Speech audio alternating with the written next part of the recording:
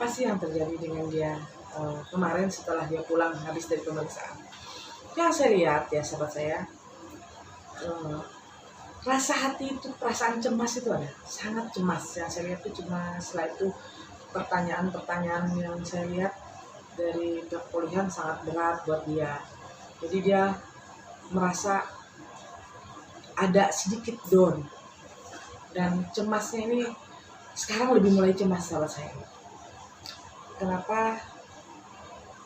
Ada sesuatu yang membuat dia ada perasaan sangat cemas itu ada. Tapi saya tidak bisa mengutarakan di sini karena itu ada sedikit privasi. Karena kita juga nggak boleh, karena bukan wilayah kita untuk masuk ke situ. Karena ada hak masing-masing sahabat saya. Yang saya lihat dia agak cemas, dia stres, apalagi ke depannya yang saya lihat akan dipanggil lagi dan pertanyaan itu agak sedikit lebih berat daripada yang sekarang. Kenapa? Jujur, sahabat saya yang saya lihat, dia mau mencari sesuatu yang dia bisa. Apa sih yang akan terjadi? Pertanyaan-pertanyaan nanti ke depan. Jujur, susah sih sahabat saya, karena pihak berwajib itu dia punya pertanyaan yang sangat berulang-ulang dan bisa membuat kita yang bohong bisa ketahuan bahwa itu benar, seperti itu. Dan juga dia betapa downnya sahabat saya. Downnya apa? Satu,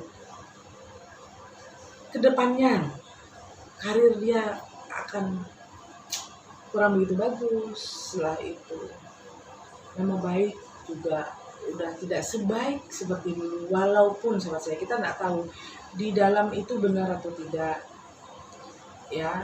Satu, kedua lagi, tapi kan itu jelas-jelas wajah dia di situ. Walaupun seandainya itu cuman editan, tapi kan yang tercoreng kan nama baik. Jadi itu yang membuat dia agak sedikit stres. Setelah itu kita mengembalikan nama baik itu nggak segampang membalik telapak tangan sahabat saya.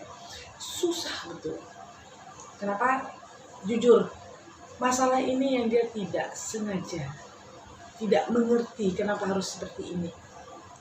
Karena jujur, dia unsur logam, tahun ini pun tahun logam.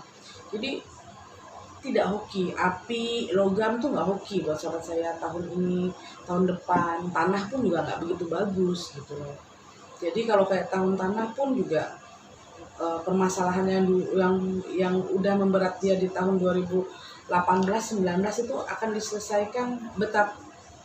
selesai permasalahan itu di 2020-2021. Nanti 2022 dia baru akan mulai membaik. Sedangkan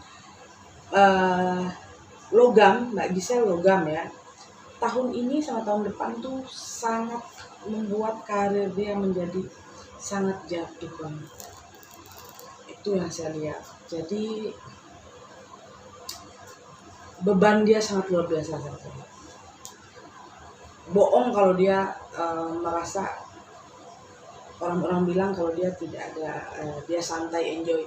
Nah saya lihat dia tidak santai, dia tidak enjoy.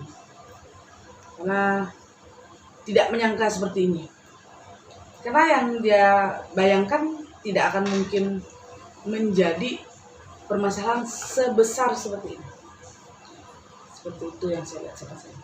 Oke, Nyai, berkaca pada namanya dulu, apakah juga berdampak sulitnya mencari pasangan hidup lagi nanti? Dan itu apakah juga berpengaruh ke hal ini kan juga sama seperti ke Gisel? Jujur, pasti akan berpengaruh sama, berdampak pun sama. Kenapa? Jujur, tidak ada orang yang mau berpasangan dengan seperti yang seperti ini. Kenapa sahabat saya? Jujur, karena ini kan nama baik gitu loh. Mungkin dari keluarga, dari pasangan juga mikir-mikir kan, ini takutnya nanti anak saya seperti ini. Semoga sahabat saya ini bukan Mbak Gisel. Saya berharap ini bukan Mbak Gisel. Tapi dampaknya pun yang bukan Mbak Gisel pun, dampaknya sangat luar biasa. Karir dia, nama baik dia, anak dia pun juga, dia memikirkan perasaan anaknya, perasaan keluarganya. Sangat luar biasa. Jadi permasalahan ini buat dia sangat rumit buat dia. apalagi kayak kemarin yang saya lihat waktu dia keluar dari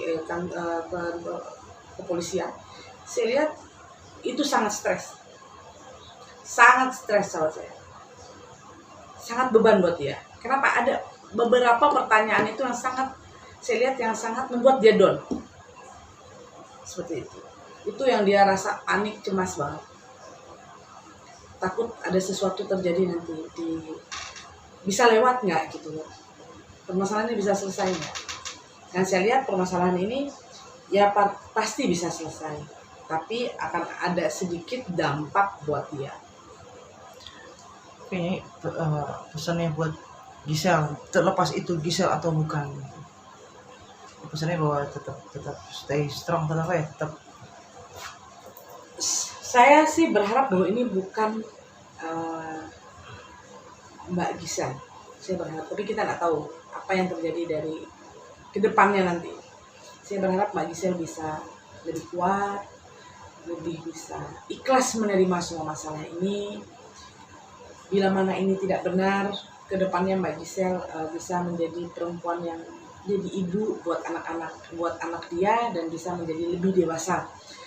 Bila mana ini terjadi sesuatu di depannya nanti, kita nggak tahu apa yang terjadi di depannya nanti, harus ikhlas menerima.